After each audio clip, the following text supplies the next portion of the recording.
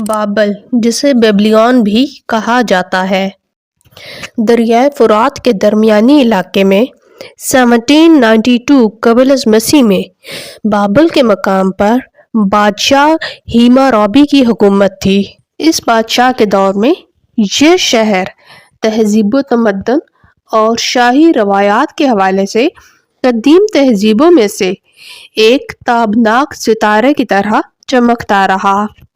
300 سال تک اعلیٰ روایات اور ترقی کا حامل یہ شہر ہر طرح فنون کا مرکز رہا اور پھر سیلاب اور بیرونی حملہ آوروں کی تباہ کاریوں کے باعث صفحہ ہستی سے مٹ گیا۔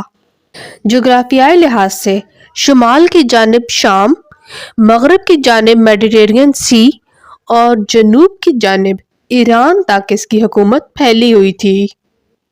تاریخ گواہ ہے کہ اس سلطنت کا فرمانروا ہیمورابی بادشاہ نے انتہائی منظم اور سخت قوانین مرتب کیے اور ان قوانین پر سختی سے عمل درآمد کروایا جاتا تھا۔ اسی وجہ سے اس بادشاہ کو ہیمورابی آف لا گیور یعنی قانون بنانے والا کے نام سے یاد کیا جاتا تھا۔ بادشاہ کو دیوتا کی حیثیت حاصل تھی۔ ہیمورابی نے ملک بھر میں قانون کو پتھروں میں تراشوا کر جگہ جگہ استعادہ کروایا تھا تاکہ ہر خاص و عام کو علم ہو اور کوئی اس قانون سے منحرف ہونے کی جرات نہ کر سکے۔ اب فنون لطیفہ میں یہ تمام نمونے زمین بوس ہو چکے ہیں۔ اس دور کا مشہور شہر بیبلون یعنی بابل تھا۔ یہ تاریخی اہمیت کا حامل شہر جو اپنے دور میں دور و نزدیک مشہور اور پسندیدہ تھا، صفحہ ہستی سے مٹ چکا ہے۔ ان کھنڈرات سے ہمیں سوائے ملبے اور اینٹوں کے ڈھیر کے کچھ دکھائی نہیں دیتا۔ یہ شہر جو اب کھنڈرات کی صورت میں ہمارے سامنے بکھرا ہوا ہے، کسی زمانے میں شاندار اور زرعی روایات کا حامل تھا۔ ان کا مشہور بادشاہ ہیمورابی تھا جس نے دنیا کے پہلے قوانین مرتب کروائے۔ کوڈ آف ہیمورابی کے قوانین کے مطابق مجرموں کو سخت سزائیں دی جاتی تھیں، عورتوں کے حقوق کی حفاظت کی جاتی تھی، کسانوں کو ان کا جائز حق باقاعدہ ادا کیا جاتا تھا۔ یہ قانون پتھر کے ستون پر کیونیفارم سے لکھا گیا تھا جو تقریباً 8 فٹ اونچا تھا۔ اس قانون کی پابندی ہر خاص و عام پر لازم تھی، وگرنہ منحرف ہونے والے کو سخت سزا دی جاتی تھی۔ ہر طرف امن اور چین تھا، ہریالی اور زرخیزی تھی۔ اینٹوں سے گھر بنائے جاتے تھے۔ یہ گھر 2 منزلہ ہوتے تھے۔ ان کے تباہ ہونے کی بڑی وجہ سیلاب تھی۔ ان اصلاحی روایات کے باوجود میسوپوٹیمیا کی تاریخ جنگوں اور فتوحات سے پر ہے۔ تمام علاقے ایک دوسرے کے ساتھ برسر پیکار رہتے تھے۔ سلطنتوں اور ریاستوں کی یہ تبدیلی تہذیب و تمدن پر اثر انداز ہوتی تھی۔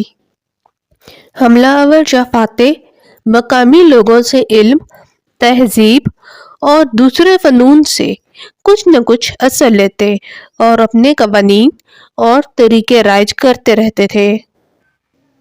اس طرح اندرونی اور بیرونی تہذیب کے ملاپ سے ایک نئی اور الگ تہذیب تشکیل پا جاتی جو اس مخصوص دور کی پہچان بن جاتی۔ یہ لوگ وسطی ایشیا میں 13 صدیوں تک حکمرانی کرتے رہے اور پھر خانہ بدوش قبیلوں اور صحرائی حملہ آوروں کی آمد سے ان کی تہذیب فنی تاریخ سے معدوم ہو گئی۔ آکھاڑینز جو خانہ بدوش قبیلے سے متعلق تھے، بہت تھوڑا عرصہ حکمرانی کرنے کے بعد ایمورائٹس سے شکست کھا کر ان کے تابع ہو گئے۔ یہ مشرق کے پہاڑوں اور مغرب میں عربی صحراؤں سے آنے والے خانہ بدوش لوگ تھے۔ ये लोग पहाड़ी ज़बान बोलते थे। इन्हें हम नीम खाना बदोश नस्ल कह सकते हैं।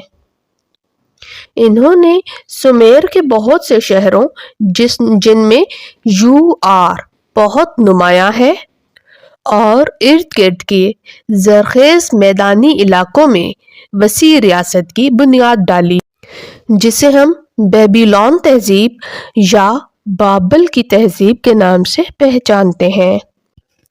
मारी, लारसा और इज़न इस इलाके के मशहूर शहर थे।